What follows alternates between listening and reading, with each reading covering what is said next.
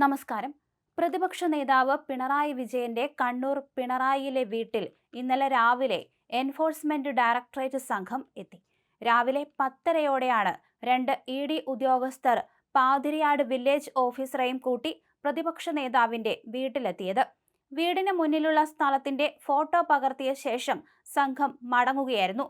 തുടർന്ന് ED ഉദ്യോഗസ്ഥർ പിണറായി വില്ലേജിലെ എടക്കടവ് പ്രദേശത്തെത്തി. പ്രതിപക്ഷ നേതാവിന്റെ മകൾ വീണയുടെ ഉടമസ്ഥതയിലുള്ള ഭൂമിയാണ് ഇവിടെയുള്ളത്.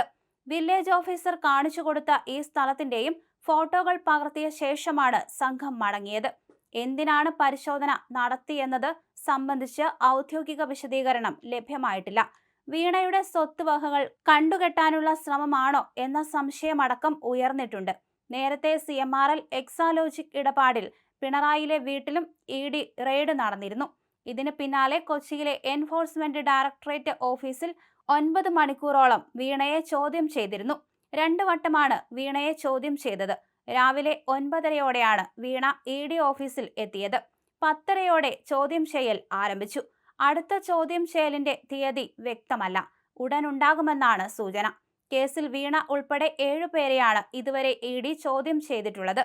നേരത്തെ വീണയ്ക്കെതിരെയുള്ള അന്വേഷണത്തിന്റെ ഭാഗമായി സീരിയസ് ഫ്രോഡ് ഇൻവെസ്റ്റിഗേഷൻ ഓഫീസ് തയ്യാറാക്കിയ കുറ്റപത്രത്തിലെ 134 രേഖകൾ എൻഫോഴ്സ്മെന്റ് ഡയറക്ടറേറ്റിന് കൈമാറിയിരുന്നു.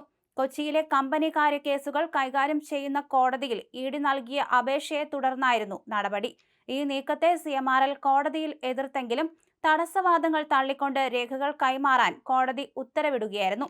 നേരത്തെ കേസിന്റെ ഭാഗമായി അടുത്തിടെ നടത്തിയ വിപുലമായ റെയ്ഡുകൾക്ക് പിന്നാലെ മരവിപ്പിച്ച 242 ബാങ്ക് അക്കൗണ്ടുകളിലെ 18.36 കോടി രൂപ പൂർണ്ണമായും കണ്ടുകെട്ടാനാണ് ED ഇപ്പോൾ അടിയന്തര നീക്കം ആരംഭിച്ചിരിക്കുന്നത്.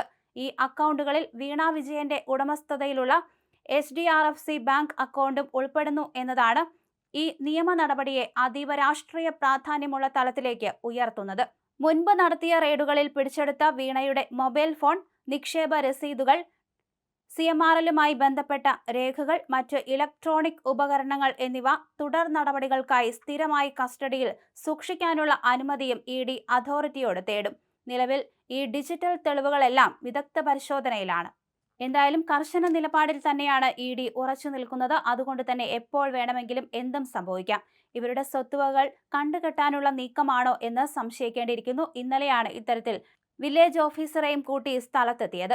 എന്തായാലും ED പിണറായിയുടെ വീട്ടിലും റെയ്ഡ് നടത്തിയിരുന്നു. ഇതിന് പിന്നാലെയാണ് കൊച്ചിയിലെ ഓഫീസിൽ വിളിച്ചു വരുത്തി വീണയെ ചോദ്യം ചെയ്തിരുന്നത്. എന്തായാലും തുടർ നടപടികളുമായി ED മുന്നോട്ട് പോവുകയാണ്.